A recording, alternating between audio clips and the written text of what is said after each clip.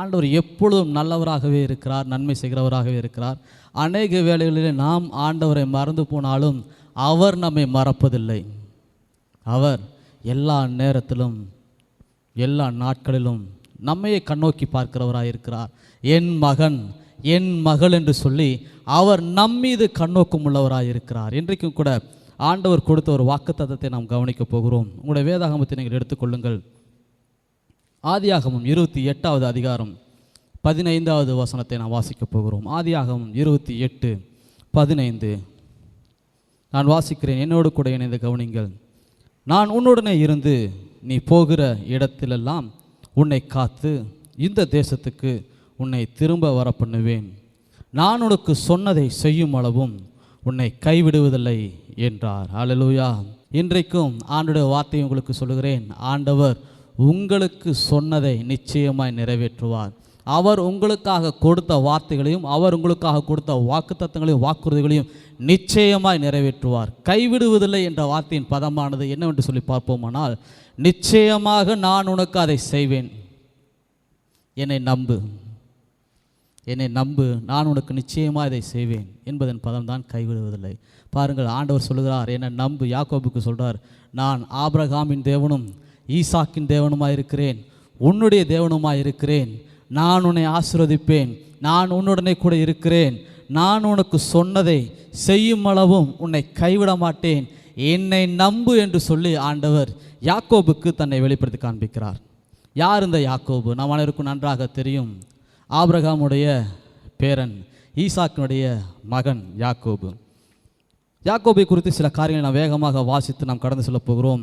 யாக்கோபை குறித்து 25வது அதிகாரம், ஆதியாகமம் 25வது அதிகாரத்திலே 25வது வசனத்தில் நாம் வேகமாக வாசிப்போம். மூத்தவன் சிவந்த நிறமுள்ளவனாயும் சர்வாங்கமும் ரோம அங்கி போர்த்தவனைப் போலவும் வெளிப்பட்டான்.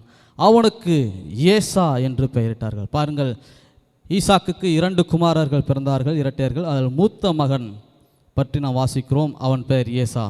பின்பு அவன் சகோதரன் தன் கையினாலே ஏசாவின் குதிகாலை பிடித்து கொண்டு வெளிப்பட்டான். அவனுக்கு யாக்கோபு என்று பெயரிட்டார்கள். இவர்களை அவள் பெற்ற பொழுது ஈசாக்குக்கு 60 வயதாக இருந்தது. 60 வயதிலே ஈசாக்குக்கு ஆண்டவர் பிள்ளைகளை கொடுக்கிறார், இரட்டையர்களை கொடுக்கிறார். அது மூத்த மகனுடைய பெயர் ஏசா, 2வது மகனுடைய பெயர் யாக்கோபு. இவர்கள் யார்? இவர்கள் எப்படிப்பட்டவர்களாக வளர்ந்தார்கள் என்று சொல்லி பார்ப்போம்னால் 27வது வசனத்திலே, இந்த பிள்ளைகள் பெரியவர்களான பொழுது ஏசா வேட்டையில் வல்லவனும் வன சஞ்சாரியுமாய் இருந்தான். ஏசா எப்படிப்பட்டவனாக இருந்தார்களாம்? வேட்டையாடுகிறவனாக இருந்தான், வேட்டையாடுகிறதிலே வல்லவனாக இருந்தான் என்று சொல்லி பார்க்கிறோம். அடுத்ததாக வார்த்தை சொல்கிறது, அவன் வன சஞ்சாரியுமாக இருந்தான் என்று சொன்னால், அவன் வனத்திலே வசிக்கிறவனாய், காடுகளிலே வசிக்கிறவனாய், காடுகளிலே பதுங்கி இருந்து வேட்டையாடுகிறவனாக இருப்பான். வேட்டையாடி முடித்த பிறகு வீட்டுக்கு வருவான். மற்றபடி அவனுடைய அதிகமான குடியிருக்கிற காலம் நேரமெல்லாம் எங்கென்று சொல்லி பார்ப்போமானால் காடுகளிலே அவன் தங்கியிருப்பான். அடுத்ததாக யாக்கோபை குறித்து சொல்லப்பட்டிருக்கிறது பாருங்கள். யாக்கோபு குணசாலியும் கூடாரவாசியுமாய் இருந்தான். யாக்கோபு எப்படிப்பட்டவனாக இருந்தாங்களாம்?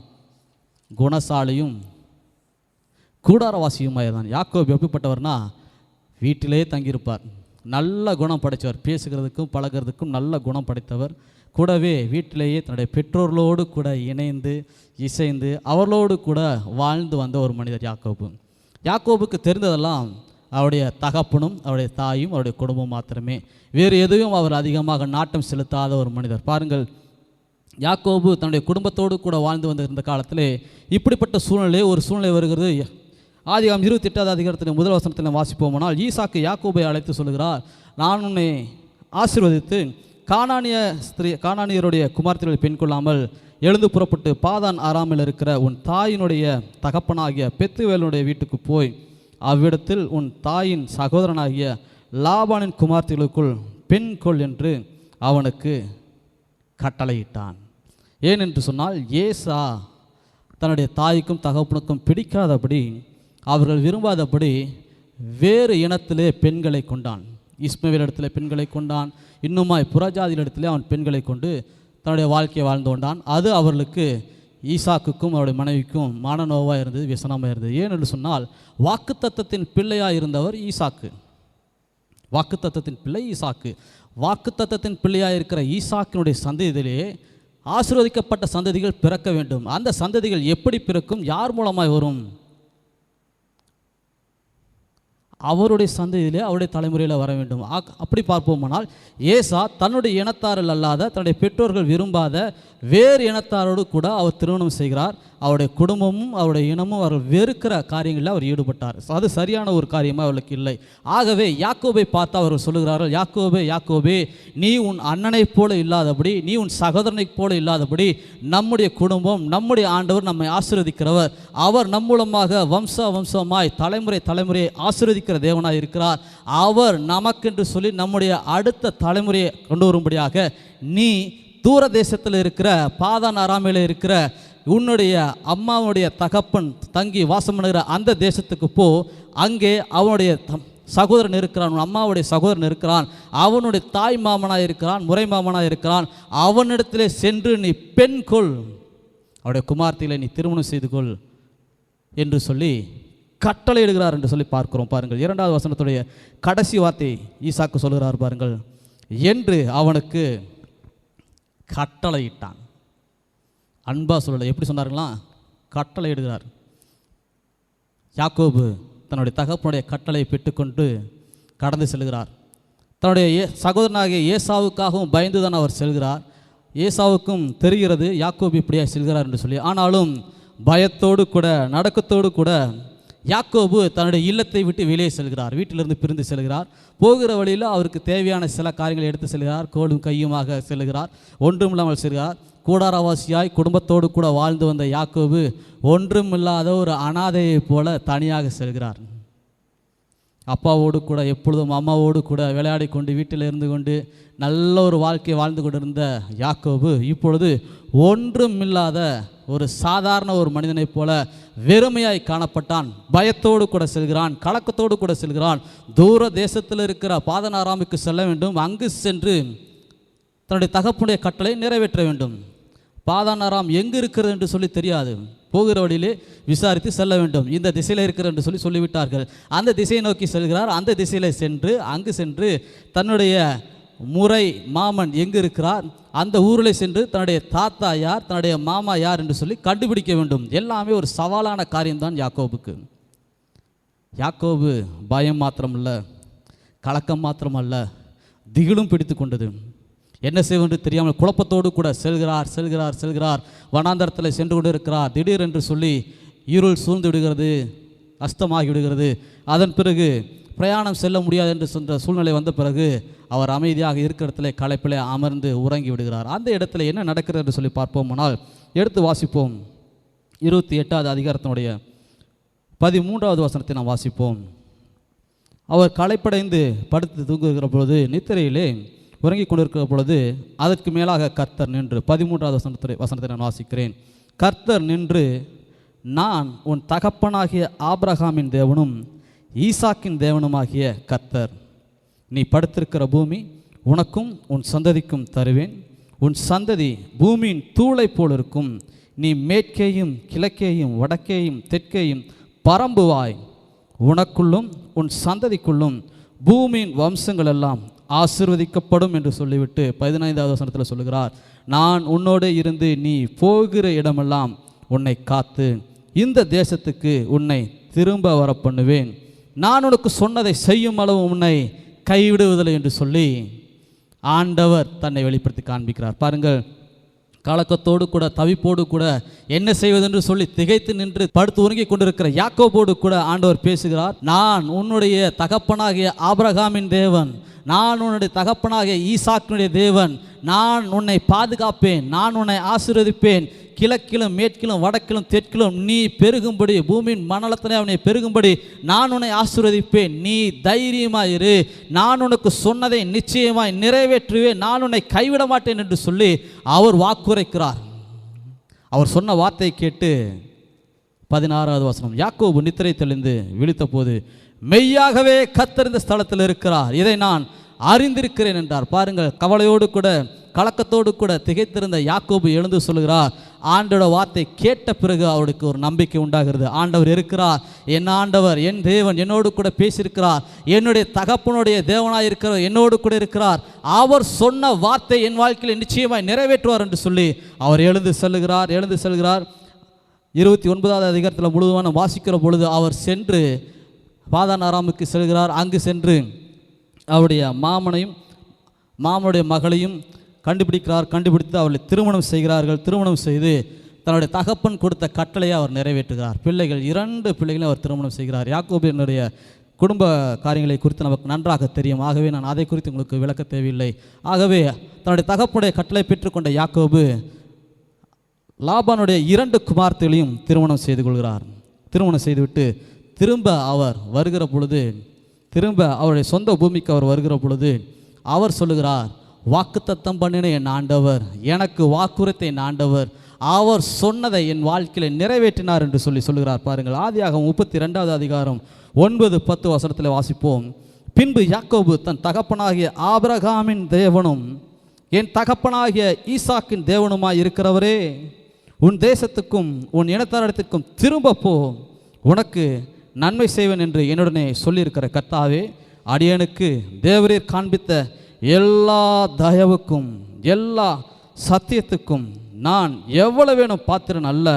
நான் கோலும் கையுமாய் இந்த யோர்தானை கடந்து போனேன், இப்பொழுதோ 2 பரிவாரங்களையும் உடையவனானேன் என்று சொல்லுகிறார். பாருங்கள், ஆண்டவர் சொன்ன வார்த்தைகளை என் வாழ்க்கையில் நிறைவேற்றியிருக்கிறார். ஆண்டவரே, நான் வெறும் கோலும் கையுமாக சென்றேன், என்னை பார்த்து நீர் சொன்னீர், நீர் கொடுத்தீர், வாக்குத்தத்தம் உரைத்தீர், நான் உனக்கு சொன்னதை செய்யும் முழுவதும் உன்னை கைவிடுவதில்லை, என்னை நம்பு, உன்னை ஆசீர்வதிப்பேன் என்று சொன்னீர்.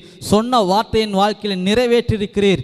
இப்பொழுது நான் மனைவிகளையும் பிள்ளைகளையும் 2 பரிவாரம் ஆசீர்வாதங்களையும் உடையவனாக இருக்கிறேன் என்று சொல்லி சந்தோஷமாய் அவனுடைய சொந்த பூமிக்கு வருகிற பொழுது ஆண்டவருக்கு அந்த ஸ்தலத்திலே அமர்ந்து நன்றி சொல்கிறார். பாருங்கள், ஆண்டவர் சொன்னதுதான், அவர் சொன்ன வார்த்தைகளை நிச்சயமாய் நிறைவேற்றுவார். இன்றைக்கு உங்களுடைய வாழ்க்கையிலே அவர் உங்களுக்கென்று கொடுத்திருக்கிற வார்த்தைகளையும் வாக்குத்தத்தங்களையும் நிச்சயமாய் உங்களுடைய வாழ்க்கையில நிறைவேற்றுவார்.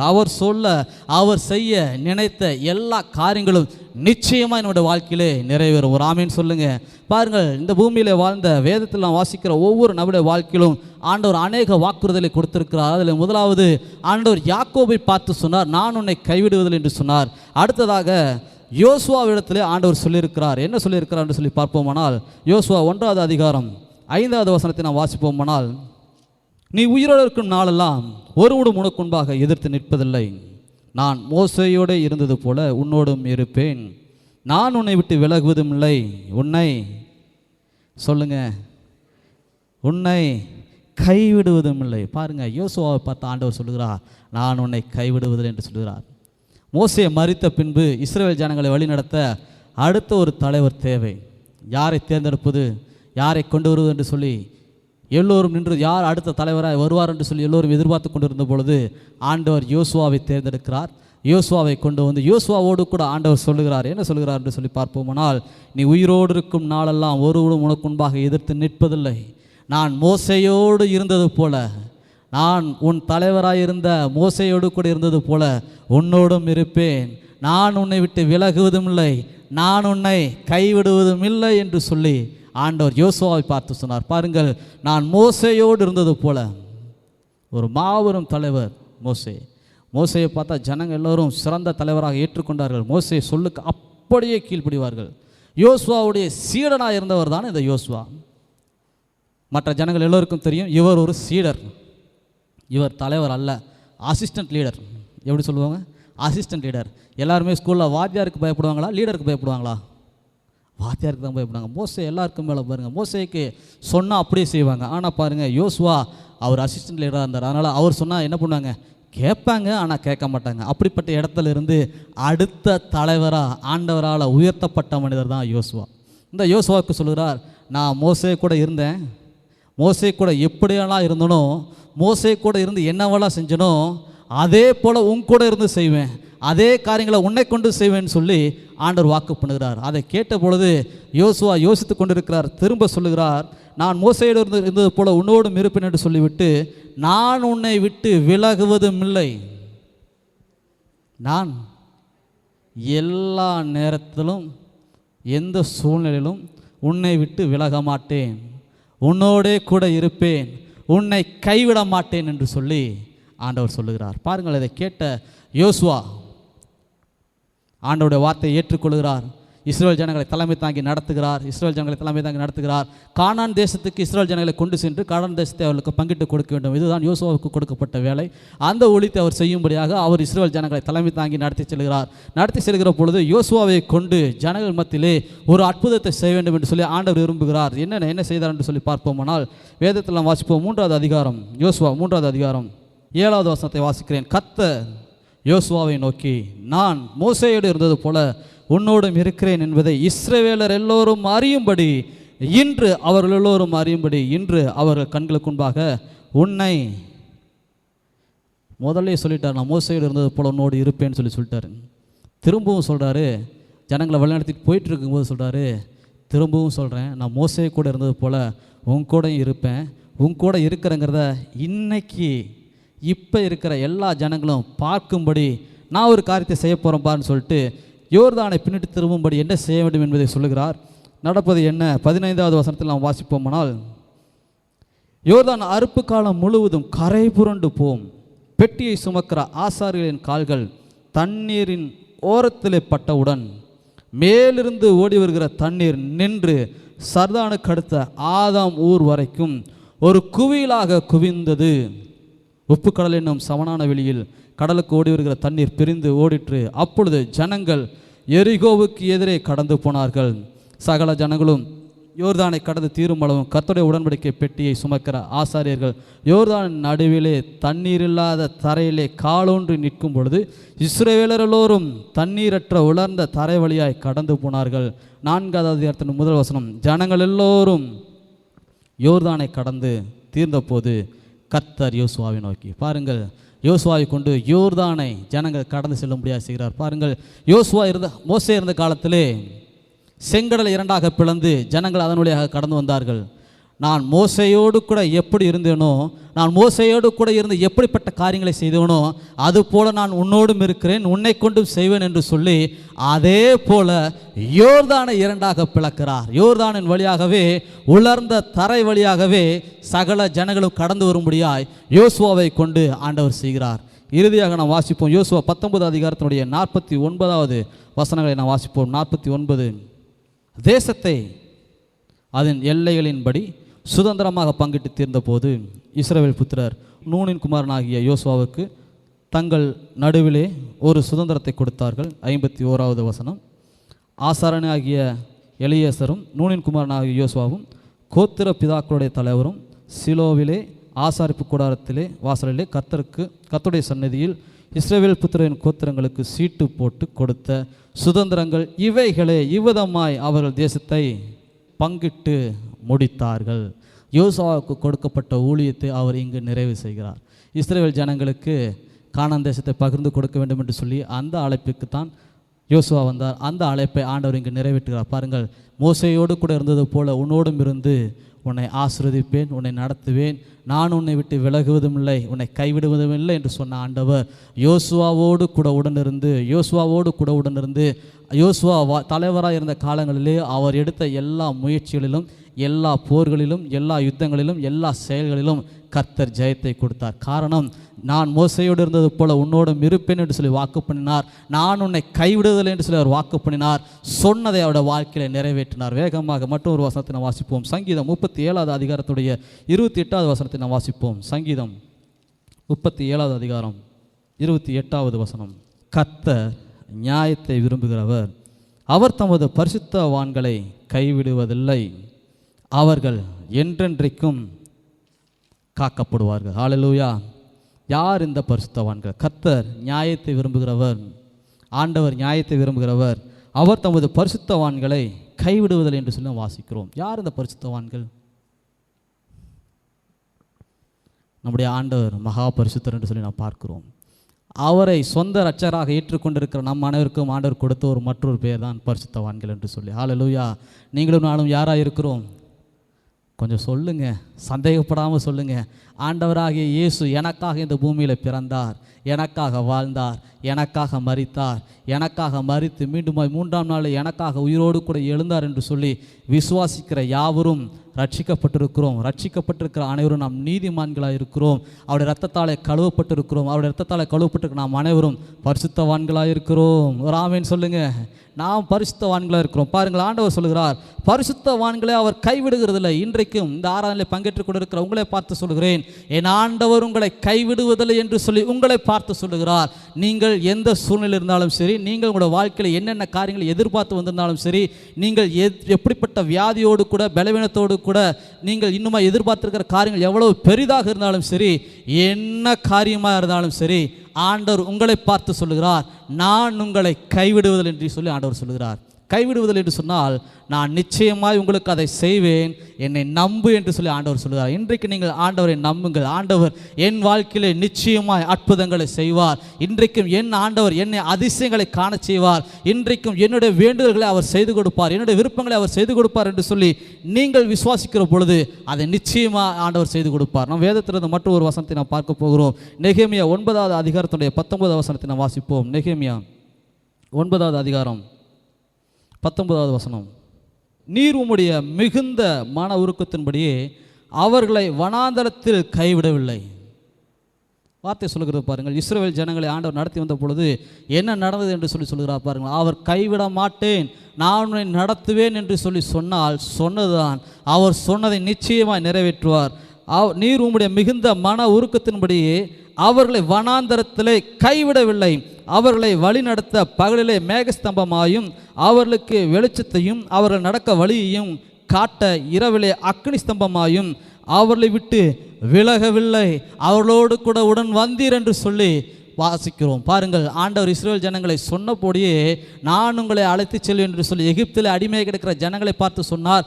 நான் உங்களை இந்த அடிமைத்தன வாழ்விலிருந்து உங்களை விலக்கி மீட்டுக்கொள்வேன் என்று சொல்லி சொன்னார். சொன்னபடியே அவர் நடத்தி சென்றார். இரவிலே அக்னி ஸ்தம்பமாகவும் பகலிலே மேகஸ்தம்பமாகவும் இருந்து ஜனங்களை எப்படியா நடத்தி சென்றாரோ அதுபோல இன்றைக்கும் அவருடைய பிள்ளைகளாக இருக்கிற உங்களையும் அவர் உங்களுடைய வாழ்க்கையுடைய எல்லா பகுதிகளிலும் மேக ஸ்தம்பமாக இருந்து நடத்தி செல்வார், அக்னி ஸ்தம்பமாக இருந்து நடத்தி செல்வார். உங்களை சூழ்ந்து வேலையடித்து பாதுகாத்து அவர் நடத்தி செல்வார். உங்களுடைய தேவைகள் எவ்வளவு பெரியவைகளாக இருந்தாலும் சரி, அவைகளை அவர் நிச்சயமாக சந்தித்து கொடுப்பார். காரணம், அவர் வாக்குரைத்திருக்கிறார், நான் உன்னை விட்டு விலகுவதும் இல்லை, உன்னை கைவிடுவதும் இல்லை என்று சொல்லி அவர் சொல்லியிருக்கிறார். அவர் உங்களை எல்லா தீங்குக்கும் விலக்கி பாதுகாப்பார்.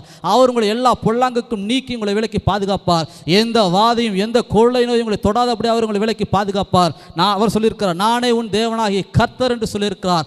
அவர் உங்களுடைய தேவனாக இருக்கிற பொழுது, அவர் நம்முடைய தேவனாக இருக்கிற பொழுது அவர் நம்மை வேறு எந்த நவடைய கரங்களிலும் கொடுக்க மாட்டார்.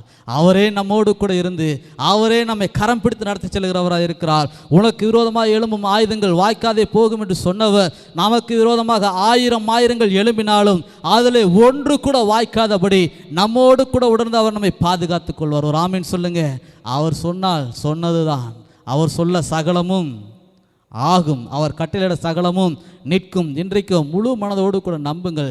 என் ஆண்டவர் எனக்கு வாக்கு கொடுத்திருக்கிறார், அவர் சொன்னதை நிச்சயமாய் நிறைவேற்றுவார். ஆபிரகாமுக்கு ஆண்டவர் தன்னை வெளிப்படுத்தி காண்பித்தார் சர்வ வல்லமையுள்ள தேவனாக. அதே போல ஈசாக்குக்கும் தன்னை ஆண்டவர் வெளிப்படுத்தி காண்பித்தார், நான் உன் தகப்பனாகிய ஆபிரகாமுடைய தேவனோடு சொல்லி வெளிப்படுத்தி காண்பித்தார். அதே போல யாக்கோபுக்கும் தன்னை வெளிப்படுத்தி காண்பித்தார். இன்றைக்கு நமக்கும் ஆண்டவர் தன்னை குறித்து வெளிப்படுத்தி காண்பிக்கிறார். நீங்கள் ஆண்டவருடைய ஜனமாக இருக்கிறீர்கள். ஆபிரகாமின் தேவன் உங்களுடைய தேவனாக இருக்கிறார், ஈசாக்கின் தேவன் உங்களுடைய தேவனாக இருக்கிறார், யாக்கோபின் தேவன் உங்களுடைய தேவனாக இருக்கிறார். ஆபிரகாமை ஆசீர்வதித்து பெருக பண்ணின ஆண்டவர், ஈசாக்கை ஆசீர்வதித்து பெருக பண்ணின ஆண்டவர், யாக்கோபை ஆசீர்வதித்து வெறும் கையாய் இருந்த அந்த யாக்கோபை இரு பரிவாரம் நிறைய ஆசீர்வதித்து பெருக பண்ணின ஆண்டவர் உங்களையும் ஆசீர்வதிப்பார், உங்களையும் கரம் பிடித்து நடத்துவார், உங்களையும் பெருக செய்வார். நீங்கள் வாழ்ந்திருப்பீர்கள். நீங்கள் அவர்களுக்கு சாட்சியாக இருக்கும்படி, எப்படி ஆபிரகாம் இன்றைக்கும் ஆண்டவருக்கு சாட்சியாக இருக்கிறாரோ, எப்படி ஈசாக்கு இன்றைக்கும் ஆண்டவருக்கு சாட்சியாக இருக்கிறாரோ, யாக்கோபு இன்றைக்கும் ஆண்டவருக்கு சாட்சியாக இருக்கிறாரோ, அதுபோல நீங்களும் இந்த பூமியில் உள்ள நாள் வரைக்கும் அவருக்கு சாட்சிகளாக இருப்பீர்கள். காரணம், அவர் உங்களை கைவிட மாட்டார், அவர் உங்களை கரம் பிடித்து நடத்துவார். அவருடைய கரத்தின் கிரிகளாக இருக்கிற நம்மை அவர் ஆசீர்வதிக்கவே ஆசீர்வதிப்பார். இந்த நாளிலிருந்து நீங்கள் அவரை முழுவதுமாய் நம்புகிற பொழுது உங்களுக்காக அவர் யாவையும் செய்து கொடுப்பார். ஒரு ஆமீன் சொல்லுங்க. நாம் யாவருமாய் சேர்ந்து எழுந்து நின்று கண்களை மூடி ஜெபித்து இந்த ஆராதனை நிறைவு செய்ய போகிறோம்.